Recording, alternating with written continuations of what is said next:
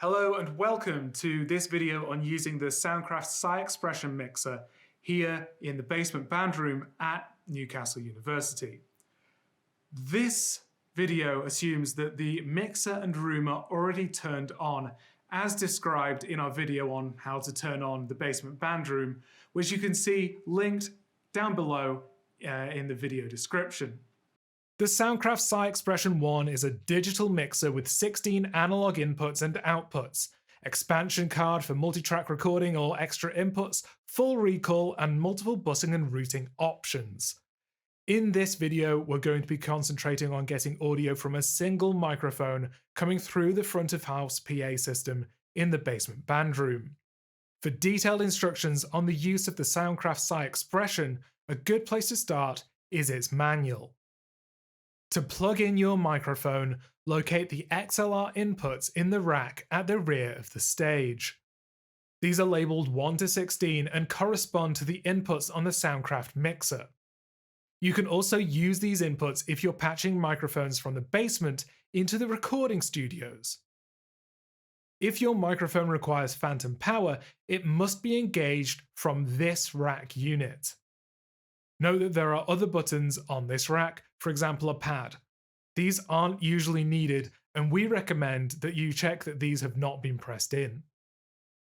With the microphone plugged in and set up on a stand, we can now use the desk to check the level, improve the sound, and amplify the signal so that we can hear it.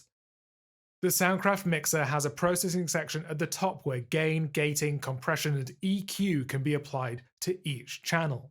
To apply this processing to a channel, we first need to select the channel we want to work on. By pressing the Cell button on the same channel that we plugged our microphone into, we can start to affect our microphone. The first thing I'm going to do here is to ensure that the fader is down before I do anything to my microphone signal. This means that whatever I do isn't going to come through the PA system. This is particularly important when we're setting the gain, as this can cause unwanted feedback. My first action here is to turn the gain up to a healthy level, as indicated by the metering LEDs. Pressing the solo button on any channel will display that channel's input on the larger VU meter at the top of the mixer. This can help you to identify issues such as clipping, where the signal goes into the red and distorts, and to help you ensure that you've got enough signal coming through so that you don't suffer from poor signal to noise ratio. When checking your microphone, it's useful to have the performer use the microphone as they would in their performance to ensure you get a good level which does not clip. If you have headphones, you can plug them in at the bottom of the desk on the left-hand side and use that solo button to hear the audio before it comes out of the speakers. This can assist with identifying problems with the audio. If you don't have headphones, you may want to ensure your channel is turned on, the master fader is set to 0, and then carefully increase the volume of the microphone until you can just hear it. Note that increasing the gain at this point may cause feedback, which can damage your hearing and the speakers. Whether you're using headphones or the PA, you can now set about using the high-pass filter, gate, compressor, and EQ sections to affect your audio. Let's dial in some settings which you can use as a start point for a vocal microphone. Turn on each processing section using the button at the bottom labelled HPF for high-pass filter, gate, comp for compressor, and EQ for equalization. You can use this to bypass a section to ensure that you're making an improvement to the audio. To start with, I'm going to high pass our vocal at about 100 Hz. I might go above or below this depending on the singer.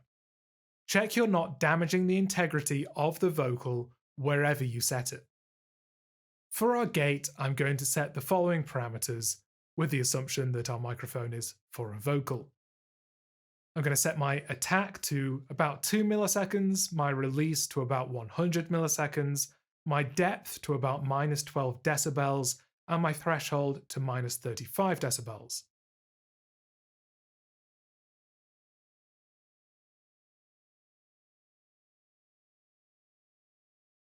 All of the settings that we cover here are suggestions only, and most of them, especially the threshold, will need to be changed based on variables such as microphone selection, gain amount, how loud your singer is, and where they are in relation to the microphone.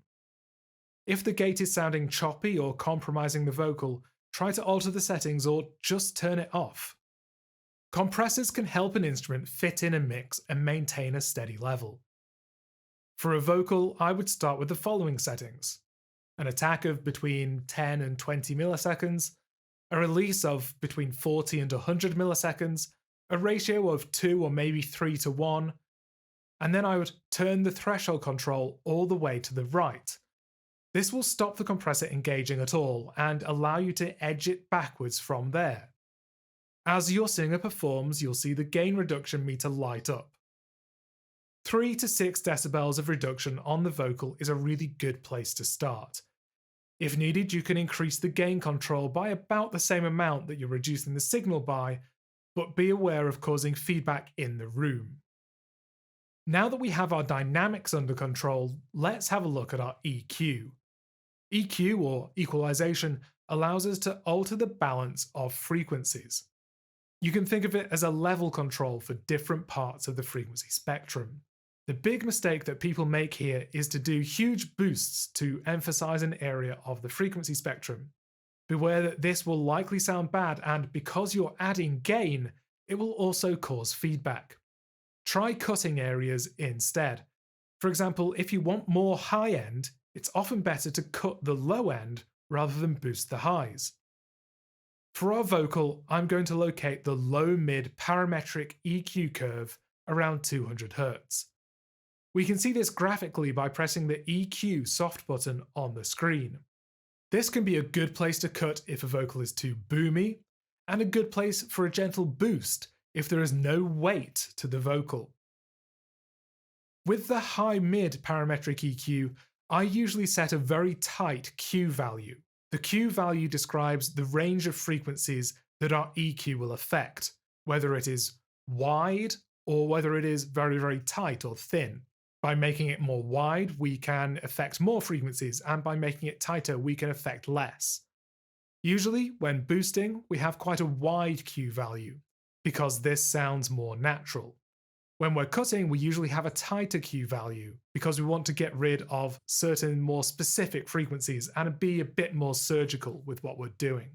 With our tight Q value set, I will then boost the gain and sweep around as the singer performs to highlight frequencies which are perhaps nasty or ringy.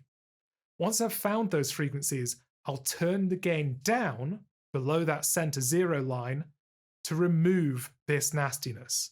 So we're making the sound worse to identify what's bad, and then we're turning that down to remove it. If needed, you can use both parametric EQs to remove these compromising frequencies and use the low filter to remove or boost some low end. Remember, our high pass filter is already removing below 100 Hz, so we can use our low filter in conjunction with this to target certain parts of the lower frequency spectrum. A small boost in the high end can sometimes help vocals to cut through. You can use the high frequency shelving filter for this.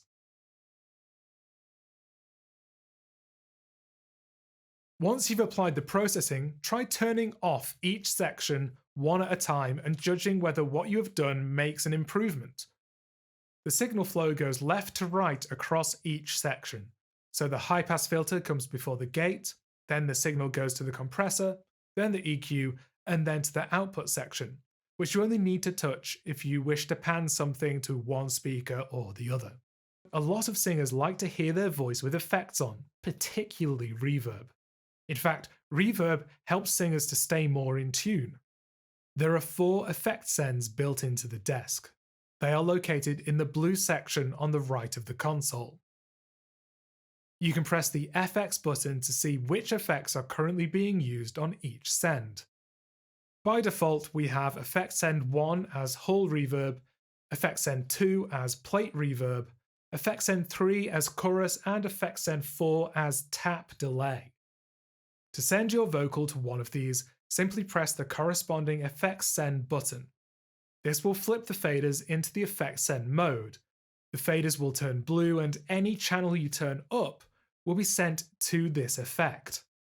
Here we're going to press FXN2 for our plate reverb, because plate reverbs sound good on vocals.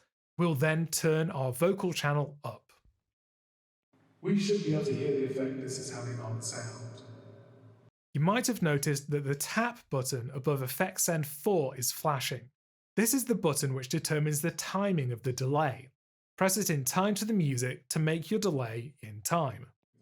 1, 1, 2, 2, 1, 1, 2, 2, 1, 2, 2, 2, 2, 2. Once you are done with your session, remember to mute all channels and turn off the power sequencer before turning off the desk. If you ever hear a pop through the speakers, know that you've done something wrong with the potential to damage the equipment. Thank you for watching this video on how to set up a microphone in the basement band room. If you have any questions, comments or concerns, please email music.technicians@ncl.ac.uk.